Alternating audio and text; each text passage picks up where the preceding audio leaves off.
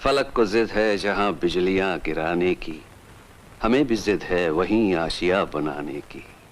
दोस्तों, आज के इस वीडियो में जिनकी मैं बात करने वाली हूँ वो है डॉक्टर श्री राम लागू।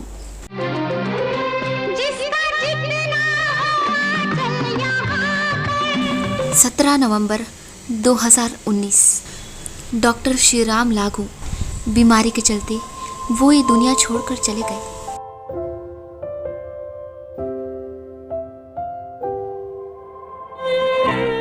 खामोशी से सब कुछ सहते सहते सदा के लिए खामोश हो गए।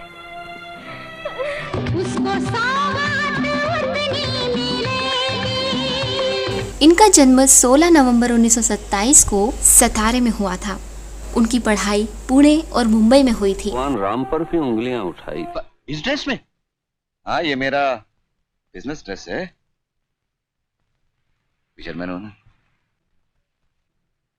डॉक्टर लागू के पिता थे डॉक्टर बालकृष्णन लागू और माँ सत्यभामा लागू। पिता एक जाने माने डॉक्टर थे। जाहिर है कि श्री राम लागू के सामने एक करियर था मेडिकल की फील्ड में जाने का।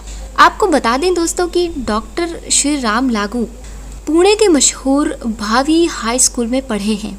ये वो स्कूल है दोस्तों जहाँ कई बड़े कलाकार पढ़कर निकले, जैसे स्मिता पाटिल, रोहिणी हट्टिंगडी और सोनाली कुलकर्णी वगैरह।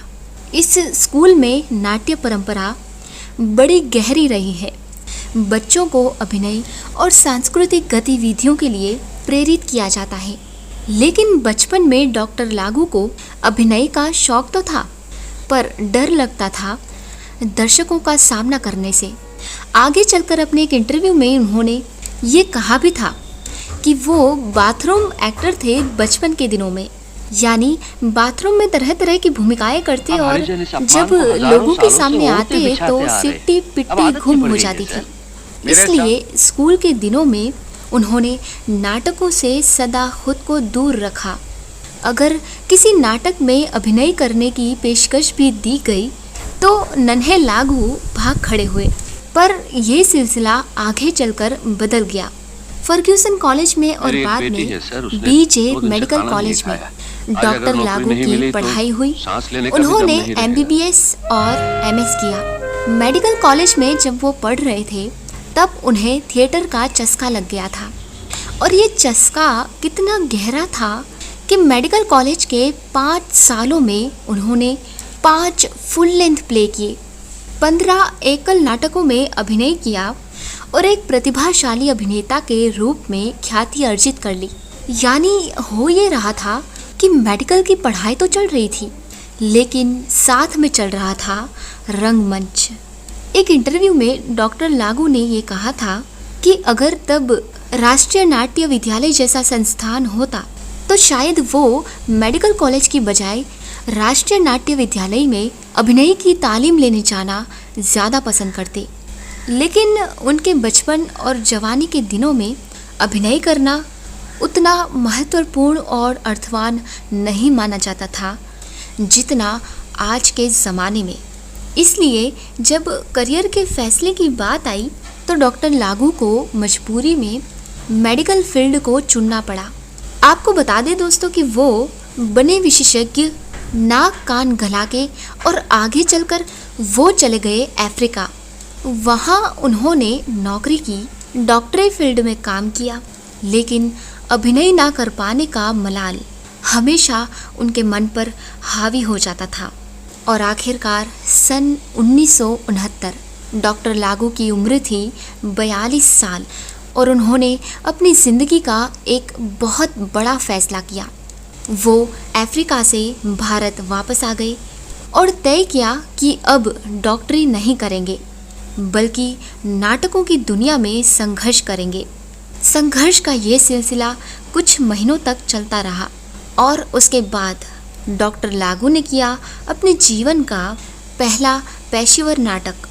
नट सम्राट मराठी थिएटर के इतिहास का सबसे बड़ा नाटक है दोस्तों।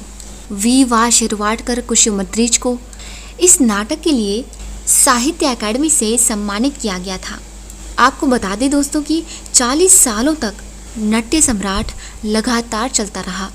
वैसे साल 2016 में इस नाटक पर एक फिल्म भी बनी और नट सम्राट का किरदार नाना पाटेकर ने निभाया। खूब निभाया, पर लोगों को बस बार बार याद आए डॉक्टर श्रीराम लागू। इसके बाद डॉक्टर श्रीराम लागू ने काचीचा चंद्रा और हिमालयाची सावली जैसे नाटकों में काम किया और फिर आया साल 1972। वी शांताराम ने फिल्म बनाई पिंजरा। इस फिल्म में डॉक्टर लागू ने गांव के एक टीचर की भूमिका निभाई थी, जिसके जीवन में बड़े नाटकीय बदलाव होते हैं और जो खत्म होने के कगार तक पहुंचता है। पिंजरा डॉक्टर लागू के अभिनय और करियर की ऊंचाई थी। इस फिल्म ने डॉक्टर लागू को अपार प्रशंसा दी, अपार नाम दिया। आपको बता दें कि डॉक्टर लागू आगे चलकर अभिनय और निर्देशन दोनों ही दुनियाओं में सक्रिय रहे। उन्होंने विजय तेंदुलकर के नाटक गिधाड़े में न केवल अभिनय किया बल्कि उसका निर्देशन भी किया और गिधाड़े मराठी थिएटर का सबसे लंबे समय तक चलने वाला नाटक बना। इस नाटक में विजय तेंदुलकर सामाजिक बुराइयों पर कड़ा प्रहार करते नजर आते हैं। साल 1974 जाने माने निर्देशक डॉक्टर जब्बाल पटेल ने फिल्मों की दुनिया में अपना पहला कदम रखा था और अपनी पहली ही फिल्म बनाई सामना, जिसमें मुख्य भूमिका निभाई डॉक्टर श्रीराम लागू ने। डॉक्टर जब्बाल पटेल डॉक्टर श्रीराम लागू को याद करते हुए कहते हैं, सन 1979 में उन्होंने डॉक्टर जब्बाल पटेल की फिल्म सिंहासन में भी काम किया था। हिंदी सिनेमा में डॉक्टर श्रीराम लागू का पहला कदम था फिल्म आहट। सन 1971 में ये फिल्म बननी तो शुरू हुई थी और इसमें जया भादुड़ी भी थी, लेकिन ये फिल्म कभी रिलीज़ नहीं हो पाई। जिसके बाद डॉक्टर श्रीराम लागू हेरा फेरी, मुकद्दर का सिकंदर और लावारिस जैसी फिल्मों में बहुत छोटी भूमिकाओं में नजर आए, लेकिन उन्होंने बहुत बड़ा प्रभाव छोड़ा।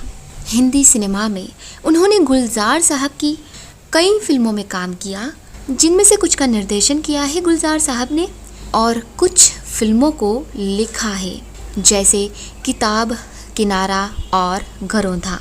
डॉक्टर लागू एक समय में सिनेमा में इतने व्यस्त हो गए थे कि आने वाले 2.5 सालों तक वो रंगमंच से दूर रहे और उन्हें ऐसा लगा जैसे उनके हाथों बहुत बड़ी गलती हो गई है।